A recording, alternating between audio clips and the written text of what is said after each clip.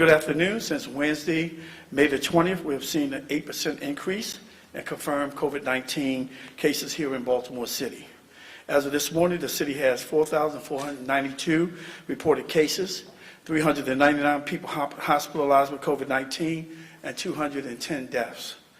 I'm up here as much as possible to ensure our residents I have the most up-to-date and accurate information so they, in turn, can make smart and informed decisions for themselves and their families.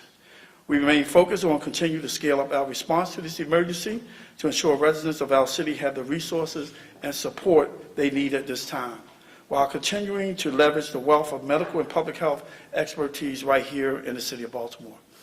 I want to remind residents that they are encouraged to call their doctor or 211 for coronavirus symptoms screening and to be connected to a physician for assessment. I know we are heading into a holiday weekend, but I want to be clear that Baltimore City is still under a local stay-at-home order for Baltimore City. This means that all residents are required to remain at home unless they have to go out for an essential job or task. The weather is getting warmer, and any other year, I'll be firing up the grill and hosting a cookout, as many of you are probably thinking about doing yourself. But Baltimore right now, we're in the middle of the most serious disease outbreak in a generation. Please, Baltimore, this Memorial Day weekend, do not throw a big party. Keep your celebration small with just the people who live in the house with you. Please believe me, I would love nothing more than to be able to tell our residents that it is safe to resume businesses and other activities. But we're not there, and it would be irresponsible for me to do so. I know I probably sound like a broken record because I keep saying the same message every week, but it's that important. We need everyone to stay home unless you need to go out for an essential reason. If you must go out for an essential reason, everyone should be wearing a mask. This covering isn't for you. It is to protect everyone you come into contact with. It represents that you care about your fellow residents and their well-being. And I want to thank the majority of Baltimoreans who have heeded the warning and followed the guidance. Now I will ask Baltimore City Health Commissioner Letitia Zavasa to update you on our COVID-19 response and our work to support the residents of Baltimore.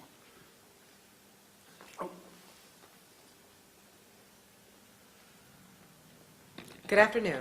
Thank you, Mayor Young, for your leadership during these difficult times. Let me take a moment to remind residents that Baltimore City remains under a stay-at-home order. Heading into Memorial Day weekend, I know a lot of residents may be thinking about throwing a cookout and bringing family and friends together. And I understand how challenging it can be to spend time apart from your family, especially during a holiday weekend. However, I'm here to remind you that coronavirus is still very present in Baltimore City.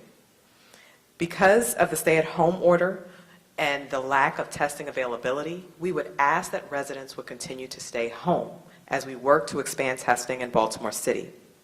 This weekend, please, if you're going to have a cookout, make sure it's only for the people that live with you. Large gatherings in the absence of a vaccine with disregard for social distancing and face cloth coverings is one of the most effective ways to spread the disease, strain our hospital resources, and dramatically increase our case counts. For the safety of our city residents, especially our more vulnerable populations, I urge all residents to continue to stay at home unless for essential reasons, and to not go to any cookouts or gatherings outside of the ones that you host for those living in your home this Memorial Day weekend. As a reminder, our contact tracing teams still need to see full participation from Baltimore City residents who have been contacted. Contact tracing is the Baltimore City Health Department's way to inform residents that they've been exposed to coronavirus, as well as to determine what resources the residents need, as well as who they may have been in contact while they were able to spread the disease. On these calls, we also provide critical information about community resources, how to self-isolate, and how to limit disease spread to your family, friends, and loved ones. Please answer the phone when you receive a contact tracing call. Please answer the questions honestly and be sure to provide the information that our contact tracers are asking for. These calls are confidential, and we would never ask residents for their social security number, credit card information, or immigration status. We will leave a voicemail, so please, if you screen your calls, check your voicemail and call us back. Contact tracing remains the best tool the health department has in the absence of a vaccine to reduce the spread of disease, and we cannot be successful unless residents are taking these calls seriously. It is vital that every single resident continues to follow the stay-at-home order as outlined by Mayor Young and stays home unless for an essential reason. It is necessary for every single resident to continue practicing social distancing when out, continue wearing face cloth coverings in public settings, and provide the necessary information to our contact tracers if you are contacted. All of us working together allows for the city to safely move forward and eventually lift our stay-at-home order. Have a safe Memorial Day weekend. Thank you. Thank you, Dr. Sarasa. Now I would ask Commissioner Harrison to come up and talk about how BDPD will operate this weekend. Thank you, Mr. Mayor, and good afternoon. The Baltimore Police Department recognizes the seasonality and the challenges that the summer months may present in addressing crime. The department has significant and substantial plans in place for this Memorial Day weekend to address potential violators of the stay-at-home and social distancing orders while simultaneously addressing crime. Despite these challenges, we are working diligently to carry out the directives in order to keep the public safe and to minimize the spread of COVID-19.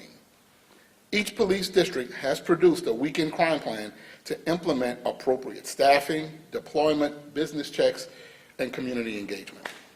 Our social club task force will be investigating and enforcing the executive orders that prohibit the operation of certain business.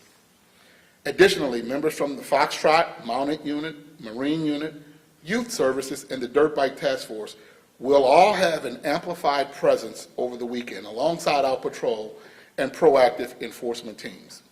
We will continue to be visible and vigilant over this weekend leading up to the summer months. And once again, have a safe and enjoyable Memorial Day weekend. Thank you. Thank you, Commissioner. Now I would like to take a moment and recognize May as Older American Month. In honor of Older American Month, I urge residents to support and celebrate the contribution of Baltimore City's older adults and their mark on the city. Older adult time, experience, and talents benefit family, peers, and neighbors. Whether serving as volunteers in their faith communities or in their own families, older adults make a difference in our city. Caregivers provide indispensable support for our older adults, helping them to thrive and continue to contribute to future generations. COVID-19 has changed all of our lives, but it has not stopped older adults from being the lifeblood of our strong communities. Many older adults are taking care of those others going above and beyond to do so. If you take care of someone 60 years or older, you can call the Maryland Access Point at 410-396-2273.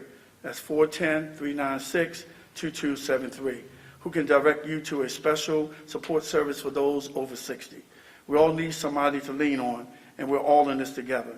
Now I would like to present this proclamation for Older American Month to Reba Corman, co-chair for the Baltimore City Commission on Aging.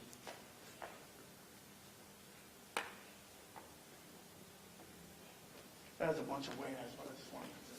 Thank you so much. Thank you. Okay.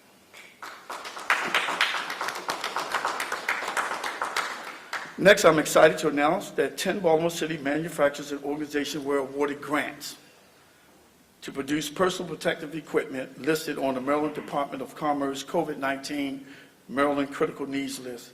The 10 businesses are Dent Education, those are face shields, Mount Royal Soap Hand Sanitizer, Soul Lab USA LLC Face Mask, Regal Cloths LLC Face Mask, Different Regard Company LLC Face Masks and Isolation Gowns, Open Works Face Shields, Chase Street Accessory LLC Face Masks and Face Shields, Citywide Youth Development Face Masks and Isolation Gowns, Revolution Events Face Masks and Isolation Gowns, Earth Element Soap Work, Hand Sanitizer and Hand Soap. And finally, before I open it up for questions, I would like to make one final plea to the President to revisit his travel plans. Clearly, I just told all residents to stay home and not to go out unless it's for essential jobs or tasks. If they see the President going out for non-essential tasks, why can't they? It's the same reason they shouldn't take untested meds for disease. It's just not smart. So again, I hope the President counsels this trip to Baltimore and instead show true leadership by serving as an example to the people of our country on how to observe the holiday while at home. We'll take a few questions. Mayor Young, President Trump has said...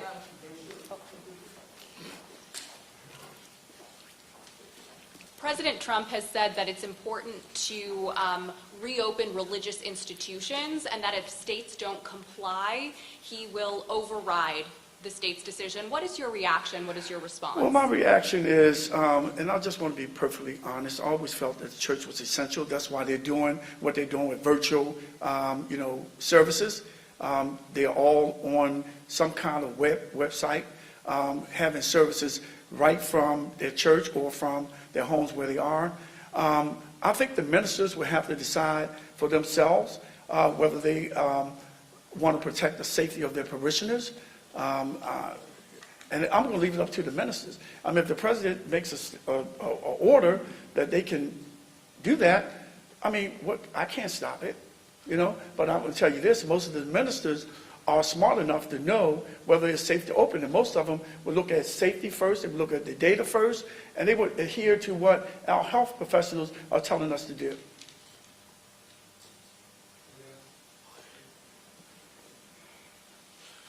Good afternoon, Mr. Mayor. The Baltimore County Executive lifted some restrictions starting this morning. One reason given, the opening of other jurisdictions is posing an additional negative economic impact on businesses. People will simply, he believes, drive to other jurisdictions that are open and leaving the jurisdiction that's closed out of luck, so to speak. What do you say to that? What do you expect, or rather, when do you expect to lift the restrictions here in the city? Well, right now we have a small business task force that's including some of the business people, and we're going to look at the data, and we're going to follow what our health professionals tell us to do. And I don't want to put our business at a disadvantage either. So we're working with our team to figure out what we can do to, help them as well. Okay. And as you know, we also had Goldman Sachs and Lending give us $10 million in loan money that can be forgivable, loans and grants that can be forgivable. And I did $5.5 million from our city money to help small businesses as well. Yes. So we're doing everything we can to help them. Nobody wants to open up more than I do, because I understand that people are losing businesses, people are losing jobs, and I want to do everything that I can to help with that, but I want to make sure that we're not putting people at risk. Now, that's the number one thing, the health and safety of the residents of Baltimore. Yes, sir, and follow-up question, please. Mayor, as you know, whatever move you make, there are going to be critics, good, bad, or indifferent. How would you, or what grade would you give yourself in how you've handled the COVID-19 experience here in the city and how you're handling it currently? What grade would you give yourself? Well, it's not about a grade as far as I'm concerned. I think the people of Baltimore need to do their own grade of what I've done. I have went through ransomware and had workarounds on that because I surround myself by some very good, smart, and knowledgeable people, and we were able to keep city government moving along. And now I'm hit with the pandemic, and I think I've done everything humanly possible to keep people safe, to keep people fed, to make sure that our homeless people are put up in hotels, and those who are in living conditions where they have multiple families living there, to safely get them out if they have any signs of COVID-19. I kept the city moving forward. So it's up to the citizens to give me a grade or judge me on whether I should have 4 more years. But I hope that they look at how I came into this office and what I had to face and how I have led this city with a steady hand to be where we are today. And we're not as worse as other cities. I think we have led in a number of issues. I know that the health commissioner, when she first heard of COVID, what was happening in China, and I'll let her speak to that on her own, she immediately started putting things in place. And in early February, she set up I think it's ICF, the ISC, yeah. Well, internal control measures so that we can be in a position to do what we do. We were the first to set up a 24/7 Office of Emergency Management, where we are actually tracking everything that we do. And we're also making sure that we don't get fraudulent PPEs and those kind of things. So I think I've done everything that I could do to keep this city moving in a positive direction. So. All right, a couple more questions, guys. Mayor, and maybe the Health Commissioner as well, this afternoon, just a short time ago, Dr. Deborah Birx really cited D.C., Maryland, and Virginia for its high rate, its positivity rate. And then, in particular, mentioned D.C. and Baltimore as the metro areas with very high positivity rates. Why is that rate so high in this city, and to the extent you can answer it, in the state as well? Because it is among the highest in the country. Well, I think when we think about positivity rate, what we know is that the more testing we're able to perform, that allows us to lower that positivity rate. In countries that had low positivity rates, it's because they did very extensive, widespread testing. So I certainly see that the state is trying to move in that direction, and the city has been moving in that direction with our mobile testing sites as well as our community-based testing sites at Pimlico, Clifton Park, and Druid Hill. So our goal is to expand testing, but we'll also be looking at that positivity rate, knowing that it's a great indicator of just how widespread the prevalence of COVID-19 is. Mayor Young, we've heard you say that you don't want the president to follow through Say with that his. again? We've heard you say that you don't want the president to follow through with his plan to visit Baltimore on Memorial Day. If he chooses to do so, how is the city preparing? I know you've mentioned there's a large price tag. Can you elaborate on what that is? Well, if the president comes, we have a duty to send our police department there to do security. And I know it's probably going to be a big price tag. He's landing at Fort McHenry. Then from there, he's headed to Anne Arundel County. So I'll let the commissioner come and talk about the price tag. But I can truthfully tell you, we need our officers to be patrolling our streets and making sure that people are following social distancing, and that these businesses who should not be open are not open. We don't need to be spending our resources for the president who's coming here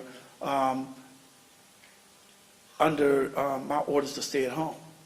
I think he's violating the law. Mr. Commissioner. So if the president does continue with his plans and come, we have been working with the Secret Service to make sure we have safety protocols and safety plans in place, not just for his trip, but for the entire city, to make sure that, yes, that's a successful trip for the president, but the city remains safe, and we can deploy police resources that are uninterrupted because of that visit. But that does come at a cost. Thank you. Last question. One question. Yes, last question. Is he visiting, I'm not trying to give you a itinerary, but is he visiting anywhere in Baltimore? And the reason being, if he's visiting Anne Arundel County, would it be multiple places to land in Anne Arundel County that would actually adhere to what the mayor wants and not have to do security? I can't speak for Anne Arundel County. I think he's visiting Fort McHenry because of a Memorial Day celebration or some type of memorial service being held at Fort McHenry. All right, thank you. Thank you.